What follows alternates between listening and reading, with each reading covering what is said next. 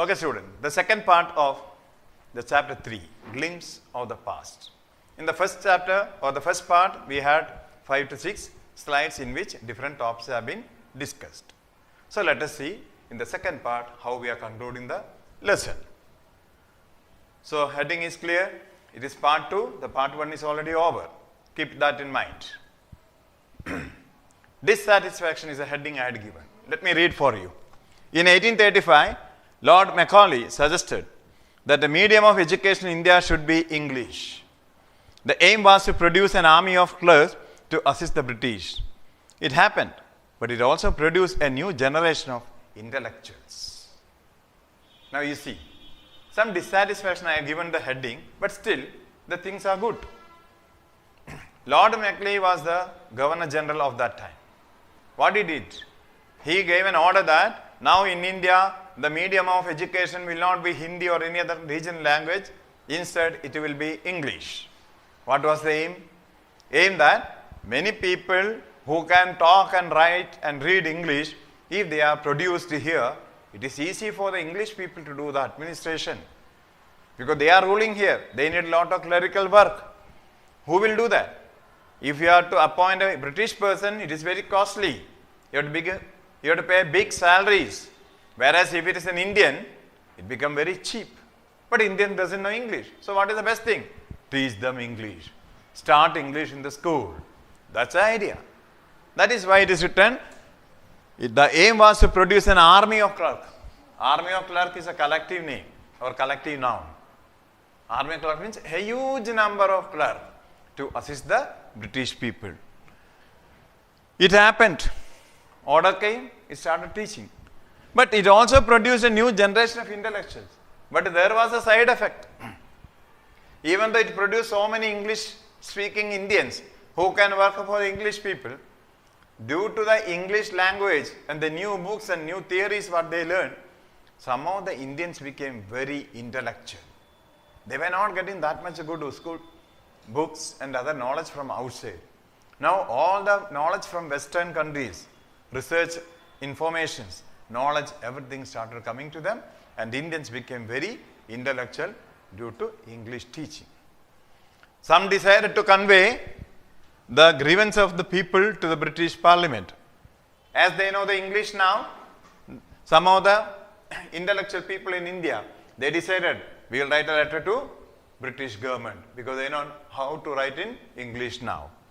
By 1856, the British were ruling the whole of India. Now they cared little about Indians' need. The dissatisfaction in the public began to grow. People wanted to get rid of British. But as the time went on, even the English learning was going on, every teaching was done in English medium. Even after giving a lot of complaints and letters in English also, the British were not taking care at all. It is Indians, no? Let them suffer. British people were enjoying. So naturally what will happen? There was a gap between Indians and British people, and the Indian people started showing the dissatisfaction about the British rule. Because there was a discrimination among the British and Indian people, like that they felt it. And somehow the people want to get rid of, somehow escape from this British rule.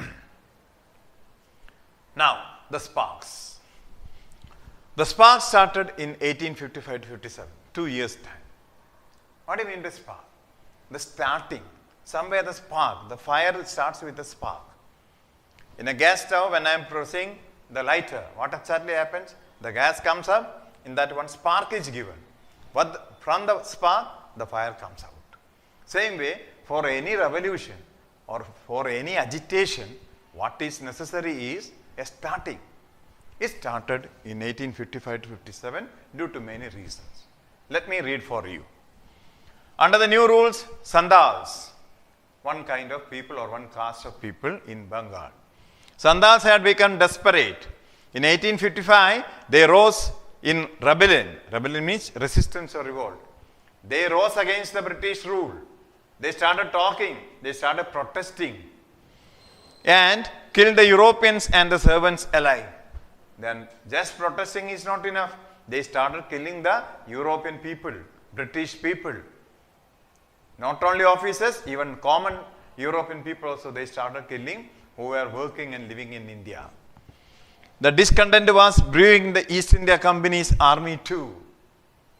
Brewing means developing. Unsatisfied conditions not only among the people, the army which Indians are working. British made an army. Who is the leader? The British. But who are the workers? Sipais from India. And who is paying the salary? The British. So the British army, workers or the army people are Indian. Among them also dissatisfaction were occurring. They also started talking against the army leaders or the British government. Sipai Mangal Pandey attacked the adjutant of his regiment and he was executed. In that, one of the army person called Mangal Pandey, what he did?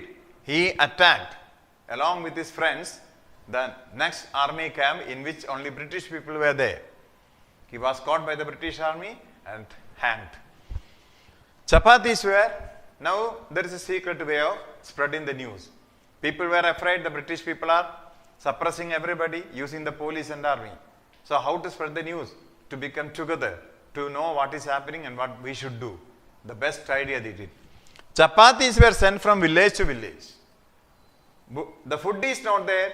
They are suffering like that, telling food was carried from one place to another. But with them was the message that the native emperor would win their services.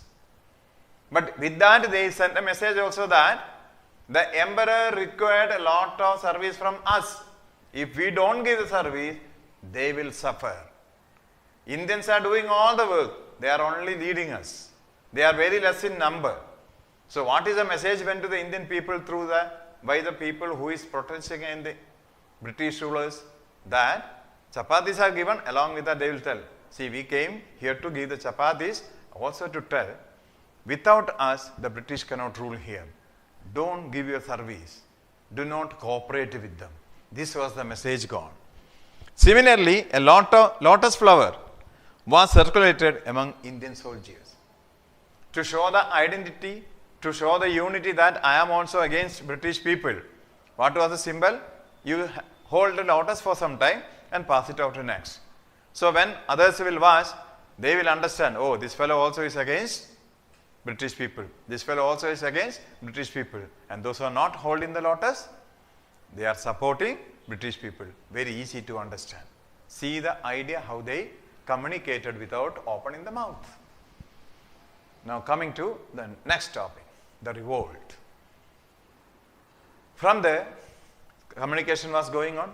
British is trying to keep suppressing, controlling by hitting, putting in jail, killing, all that. But finally, the revolt, the revolution started. It started in Meerut. The revolt started at Meerut. The Sepoys who had revolted marched to Delhi. The Indian army people under the British rule, paid by the British people, they are called the Indian army. The Sepoys has revolted and marched to Delhi. They were shouting slogans in favor of Bahadur Shah Jafar.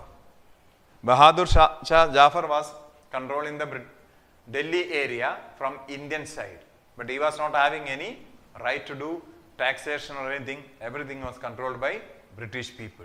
So the Indian army people started supporting or telling support to the Indian ruler Bahadur Shah Jafar. The rebellion spread wider. Many landlords had lost their land. They helped the revolt.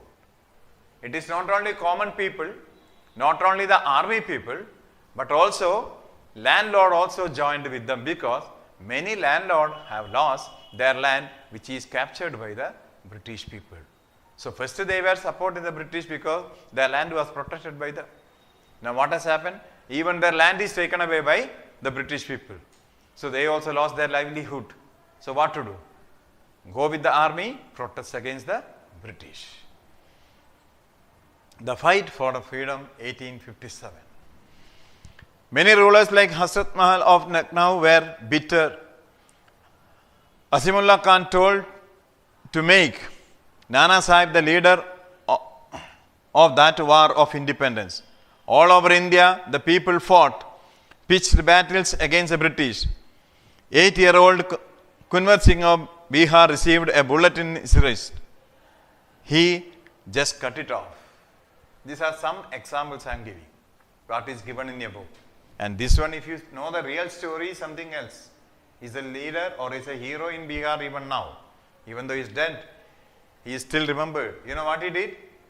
He started fighting against the British people. British has used the gun, these people are using sword and the arrows. One of the bullet went and hit on his hand. With the hand he is not able to do anything. He took his sword, cut his wrist, threw it in the Ganga and told, "This is the last thing that I can offer to my country." And within few days he died in the hospital bed. But you see, even the British bullet, he told, it is a foreign thing, it should not be in my body. So he cut the wrist and threw it in Ganga and telling, this is the last thing that I can offer to my country. So I am just reading once again. Many rulers like Asrat Mahal of Lucknow were bitter because they were not happy with the British people. Asimullah Khan told to make Nana Sahib the leader of that war of independence. All over India, there was a war of independence in 1857 also.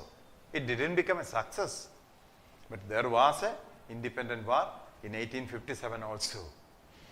All over India, people fought pitched battles against the British. What do you mean by pitched battle? The battle was not together. Some people there, some people here, some people here. They were fighting against the British. The whole country is ruled by British, but the fight was not together. Some people there, like that, separate unit, they were fighting against the British people. That is why pitched battles are written. Pitched battle against the British. 80-year-old Kunwar Singh, you see the age of that person who cut the hand. 80-year-old Kunwar Singh of Bihar received a bullet in his wrist. He just cut it off and threw it in Ganga. He just threw it in the Ganga and told, this is the last thing that I can offer to my country. This glimpse of the past is not the part of Indian freedom struggle which we know. It is the first Indian freedom struggle which occurred around 150 years back. Second freedom struggle in which we got the freedom, you know the many leaders. The ultimate leader was our father of nation, Mahatma Gandhi. That you may be knowing better. This is just putting your eyes onto the past of our first freedom fight. I think you got a small idea. It's not a big history. A small part of the history in short is given. That's all for you.